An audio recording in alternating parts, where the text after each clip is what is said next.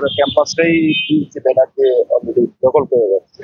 তো আমরা প্রশাসনকে আমরা জানাচ্ছি যে এইসবের বিরুদ্ধে হচ্ছে যে দ্রুত একটা ব্যবস্থা নেই। বড় সংগঠনগুলো আসলে আহ, তারা যে এই যে তাদের প্রচারণার কাজে যে পিভিসি ব্যানার সব জায়গায় টানানোর মাধ্যমে যে দেখাচ্ছে যে তাদের আধিপত্যটা একটু ক্যাম্পাসে বেশি। এটা অবশ্যই আমরা সবাই লক্ষ্য করছি। এখানে আসলে প্রত্যেক প্রার্থীর যে লেভেল প্লেইং যে ফিল্ড সেটা আসলে লঙ্ঘন হচ্ছে।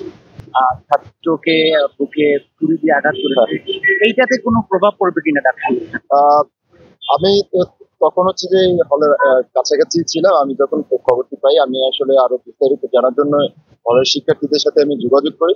তখন তারা বললো যে আসলে বিষয়টি হচ্ছে যে তাদের দীর্ঘদিন একসাথে রুমে থাকার ফলে হচ্ছে যে তারা নিজেদের মধ্যেই বিবাদটা জড়িয়ে পড়ে। কিন্তু বর্তমান পরিস্থিতিতে এসে সামনে ডাকসু নির্বাচন, এরকম একটা পরিস্থিতিতে আসলে একটা ডাকসু ক্যান্ডিডেট হিসেবেও তিনি যে আচরণটা করেছেন এটা বিশ্ববিদ্যালয়ের সার্বিক যে পরিস্থিতি সেই পরিস্থিতি একটু ঘোলাটে করে এটা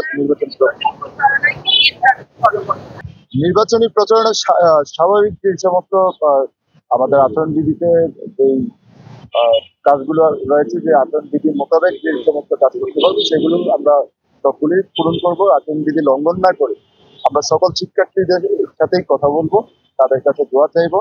এটাই আমাদের প্রতিশ্রুতি হিসেবে আমি বলবো যে ৭১-২৪-এর স্পিরিটকে ধারণ করে আমরা একটি সম্পূর্ণ স্বায়ত্তশাসিত শিক্ষার্থী বান্ধব একটি ক্যাম্পাস গড়তে চাই।